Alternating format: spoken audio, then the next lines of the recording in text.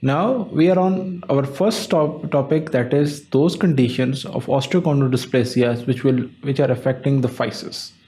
As I just told you, the dysplasias means wrong formation. These are actually developmental disorders, and these are developmental disorders of the skeletal system. And we know that the bone has three parts, that is the epiphysis, metaphysis, and diaphysis. Between the metaphysis and diaphysis lies the physis. And those diseases which are affecting the physis include achondroplasia and hypochondroplasia. Before that, we'll be going through the classification of the skeletal system. This is actually a huge disease. It's almost 800 plus conditions which are actually loosely defined as abnormalities of the cartilage and bone growth. So as we know, this is a dysplasia, means skeletal dysplasia means cartilage and bone formation is actually developmentally wrong. There are so many conditions that you cannot go through every condition, but most importantly include classification is actually based on, first of all, osteochondrodysplasias, storage diseases, and tumor-like conditions. This is a broad classification, that the diseases which are affecting the bone and the cartilage. Then there are enzymatic deficiencies like mucopolysaccharidosis and Gaucher's disease, which are actually affect, although they're enzymatic deficiencies, but they indirectly affect the bone. And then there are certain tumor-like conditions which are present in the bone, and due to their presence, this usually results in abnormal growth. Other include connective tissue disorders. As we know that this whole skeletal system is actually a wholesome package, that there's a bone, this cartilage, there is connective tissue which is actually supporting the structures as well, like Marfan syndromes, Ehlers-Danlos syndrome. These are usually connective disorders which are associated with skeletal dysplasias. Coming to the further subclassification, for example, those osteochondrodysplasias are further subdivided into those affecting the physis, those affecting the epiphysis, and then those affecting the metaphysis. Now, those affecting the physis include achondroplasia and hypochondroplasia. Those affecting the epiphysis include multiple epiphyseal dysplasia or MED, spondyloepiphyseal dysplasia or SED.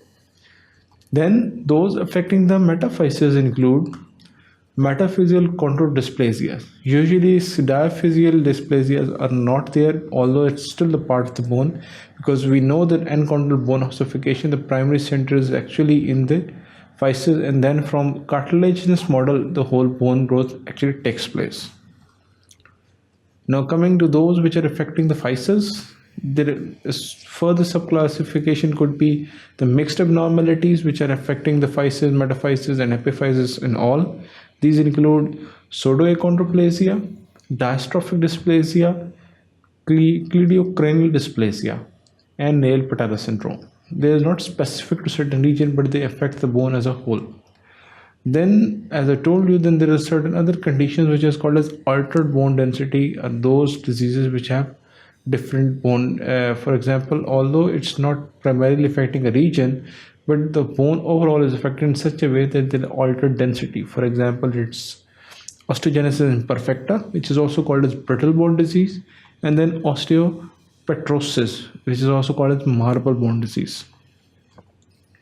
Other types, further subclassification, as I just told you, initially it was osteochondrodysplasias, then it was connective tissue disorders, and then it was tumor-like conditions, and then there were those metabolic diseases which has enzymatic issues along with associated problems. Which storage disease includes mucopolysaccharidosis and Gaucher's disease.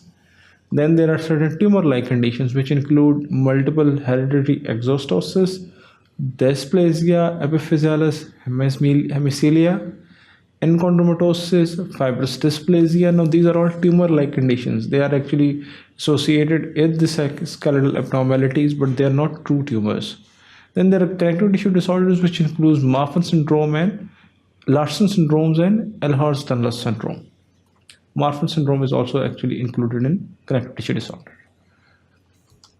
Then if we further go on to classify them, these are mainly, physeal conditions include achondroplasia and hypochondroplasia. The incidence of achondroplasia is usually 1 by 2500. It is an autosomal dominant. Now this is something we need to remember, because Usually the pattern inheritance is not through X and Y chromosome but through the autosomal chromosomes. And usually greater than 80% occur due to de novo mutation of a gene called as fibroblast growth factor receptor 3 gene. Due to this abnormality, this usually results in achondroplasia.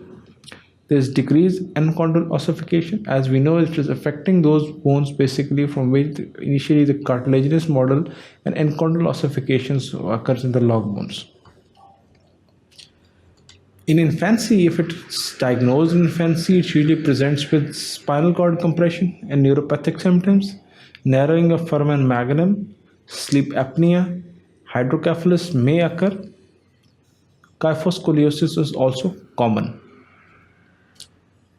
In older children, usually the problem is not only associated to spine but also to other limbs as well. Usually rhizomelic limb, that is, limbs are considerably shorter as compared to the trunk. Characteristic facial features such as frontal bossing is present. Usually macrocephaly, button nose or frontal bossing, and mid-face hypoplasia and small nasal abrasion. Now, these are very characteristic features of achondroplasia. Usually average height is around 125 centimeter in females, around 132 centimeter in males, but this can vary, although this on average it's taken as this much. Usually, what are the clinical features? The first and foremost thing, remember, in skeletal dysplasias, it's always the short stature. Usually if a short stature child or adult with a very short stature comes to you, you must be thinking on these lines of skeletal dysplasias. Adults, a risk of spinal stenosis, and it presents as spinal claudication. That is, the patient complains of that when he or she walks for some times, it results in actually muscle weakness and pain. But once she sits down and stoops forward, or once she sits down and stoops forward, this results in disappearing of the symptoms. They gradually resolve. Maybe associated with lower limb pain because of the spinal stenosis, numbness, weakness of the muscles, and paresthesias. Now, which is usually in the lumbar region, then maybe these kind of symptoms. But if it's in cervical stenosis patient, then this numbness, weakness of the muscle may be positive also in those patients who are manually working with their hands and upper arm. We're coming to the radiological features of achondroplasia. There are multiple features. Not all of them are present in the same patient, but some of them include sparing. Usually it's mainly physis and Physis disease. Epiphysis and metaphysis are all abnormal. Radiological features include short iliac wings, champagne glass pelvis. If you see them, this classical presentation is of champagne glass pelvis. Then horizontal acetabuli, coxa valga with bulbous proximal femora. Usually it's termed as the increased neck shaft angle with large size femoral head. If you see this diagram, it's classically presented as the inverted V pattern of the femur. This is usually positive in these patients. Long fibula and genu varum. Genu varum is actually means bending of the legs, board legs appearance. Then there may be associated with metacarpal shortening if the x-rays are taken of the foot and ankle. There may be age-dependent changes with posterior vertebral scalloping, which is usually seen over here as an MRI. And the reason is as the canal gets compromised more and more due to bone fragility, this usually eventually results in spinal stenosis. Shortened pedicles in adolescent adults may be seen as well. Now, coming to the management. Management, as we know, it's basically a dysplastic disorder which is in the involvement of genetic component. So yes, one is gene counseling, but other is actually managing the complications. If it's spinal complications, for example, anterior corpectomy or posterior fusion or posterior instrumentation may be needed. If it's associated with the tibia and femur, multiple osteotomies may be needed. Or if one limb is short or one limb is long, then maybe limb lengthening procedures may also be needed. But recently, natriuretic peptide has shown as a therapeutic agent, and although multiple trials is still going on, and it has shown a very promised results, has produced encouraging results in small mammals models and initial stages of human trials as well. but mainly the treatment is actually directed at the complications, whether it's related to limb or it's related to spine. As I just told you, seeking advice about the surgical management. The main goal is actually to treat the complications, not the disease itself, as it has genetic component.